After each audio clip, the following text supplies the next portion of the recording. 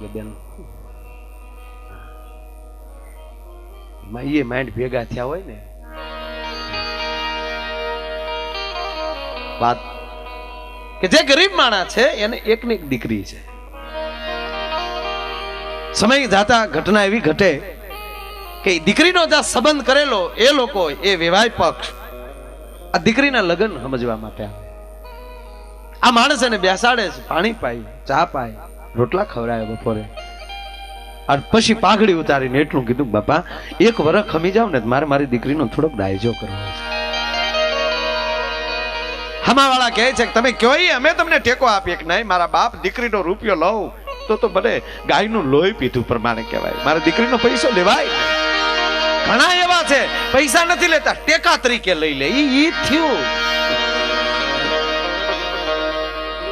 હમાવાળાના મોઢામાં લઈ શબ્દ નીકળ્યો કે તમે જે કહો અમે ખાલી ટેકો આપીએ, અમે કોઈને નહીં કહીએ કે અમે એને એટલા આપ્યા. રસોડામાં સમજી લેવું કે નહીં, મારી દીકરીનો પૈસો લાવ તો મને નરકમાં રહેનારા માણસો એમ કે તે દીકરીનો પૈસો લીધો છે, નરકમાં એમને તારે આભળસેટ લાગે છે.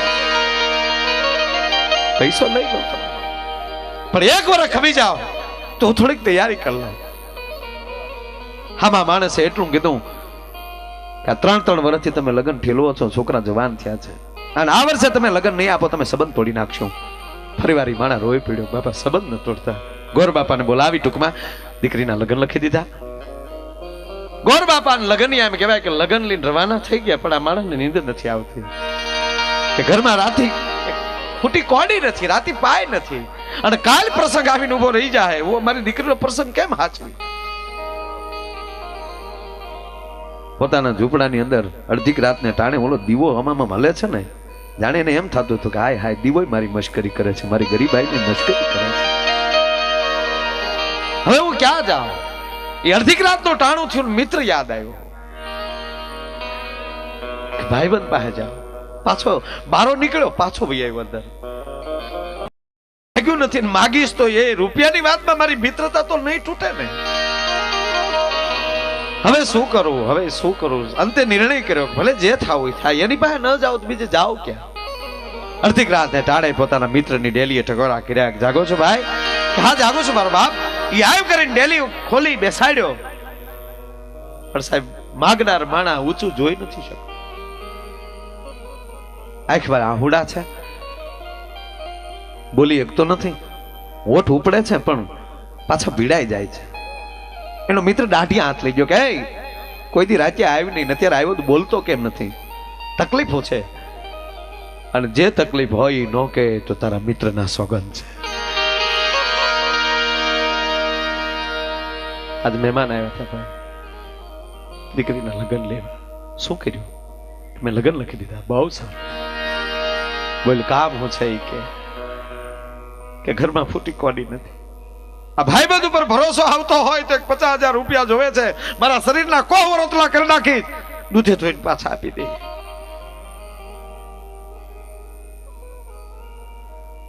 એક 50,000 રૂપિયામાં તું મને આવું કે છો?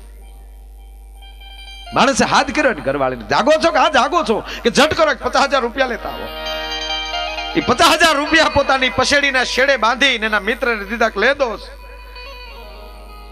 તારી પાસે ફેર થાય દે તો તને મુબારક. બાકી હું એમ માની મેં મારી દીકરીનો દાયજો કર્યો, અને કોઈને કહું કે મેં મારા મિત્રને પૈસા આપ્યા હતા તો મને બ્રહ્મત્યાનું પાપ છે. હું કોઈને નહીં કહું, અને હજી જરૂર પડે અને પાછો ન લઈ જા તોય તારા મિત્રના સોગંદ છે.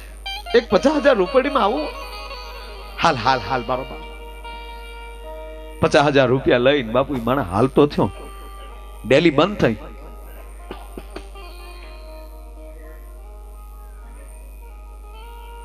માણા નીકળી ગયો.